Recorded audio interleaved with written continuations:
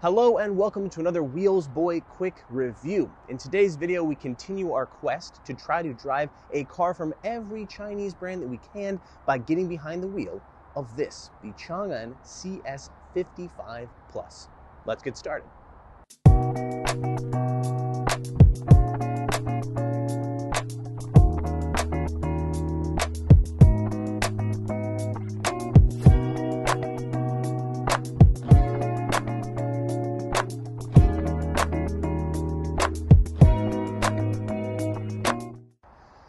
Now, this is technically the first car that we've driven from the Changan brand itself, but this is not the first car from the Changan Automotive Group. That would be the Uni-T and Uni-K that we drove earlier on the channel.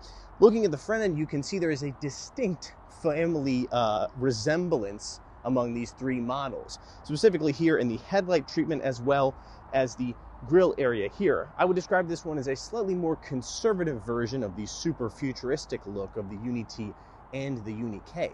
One small detail that I like a lot on the CS55 Plus and other models from Changan is these little touches of color, like here on the front end.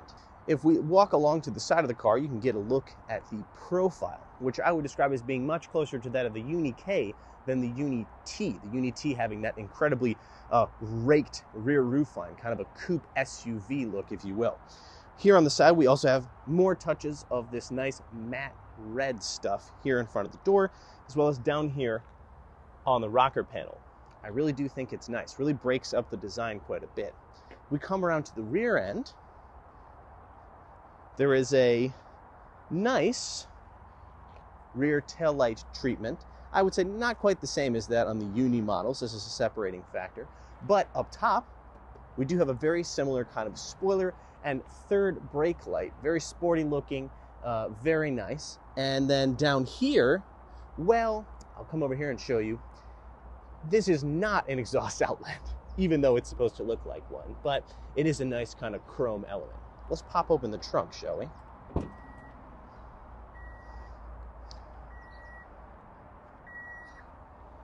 A decent amount of space, as I recall, about 450 liters. This is helped, no doubt, by the fact that this does not have a really extreme raked roofline.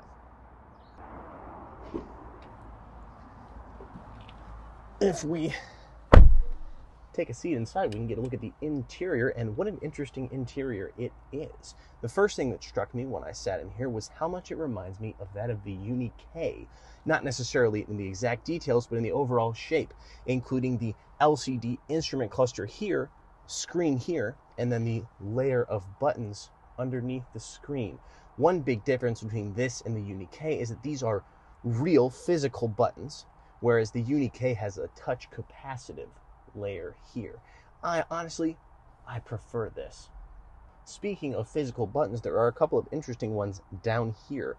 First is a button for your 360-degree camera and another for your traffic recording. This is something we saw in the Uni-T. Basically, it allows you to record, I believe, 15 or 30 seconds of footage of whatever's happening in front of the car when you're driving. But what interests me is the shape of these buttons. Instead of being a regular physical button that you press, they're actually kind of these wings that stick out to either side of the knob here that controls your driving modes. What that means is I can very easily take my hand, slide it back, and press down on these buttons very easily without having to take my eyes off of the road. A cool design, in my opinion. The other interesting thing about the interior here, of course, is this steering wheel. Now, this is pretty much the same steering wheel as you would find in the Uni-K that we drove before on the channel, and the reason it's shaped like this, as I understand it, is so that it does not block the rather low-placed instrument cluster here in front of the driver. I'm not sure how it's going to be in actual use. We'll just have to wait and find out when we drive the car.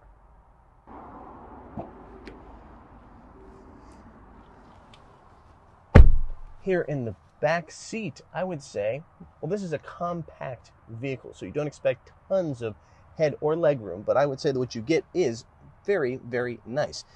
Here in front of me, especially if you're sitting behind somebody like me that likes to sit close to the steering wheel, there is absolutely tons of leg room. Headroom as well, quite good. This is definitely better, for example, than the Uni-T because of the lack of that very raked rear roofline. Here in the center, we have two conveniently placed USB charging ports.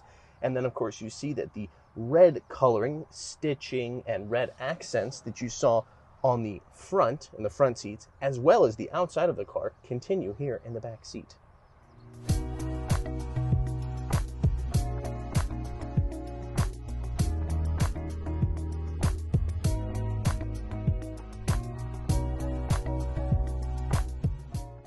Behind the wheel of the CS55 Plus, and let's start, of course, by talking a little bit about the numbers. Under the hood is a 1.5-liter turbocharged four-cylinder, making 138 kilowatts and 300 newton meters of torque. For my American friends, that is 188 horsepower and around 220 pound-feet.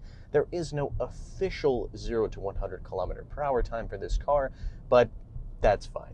It's not particularly fast, and it's not supposed to be. I would say the power levels, backed up by the 7-speed DCT, are adequate for daily use, but definitely not quick. I'd put it somewhere in mid-pack in this category in terms of acceleration. In the handling department, we have a McPherson strut suspension up front and a multi-link in the rear, which I did not expect for a car at this price point. You may be thinking, that sounds pretty familiar to what we had in the Uni-T that we drove before. I am told by my friends at Changan that this is not the same platform as the Uni-T. Even though they are the exact same length, they have the same engine, and as far as I can tell, they drive very similarly. Perhaps the Uni-T is a little bit more sporty in its handling, but not by much. This car, again, rides quite well, handles fine, but the thing that I find most interesting, of course, is how you interact with the car, the steering wheel. I expressed some concern about the shape of it. I'm definitely not used to this kind of steering wheel, and I will say that in actual use, it's fine.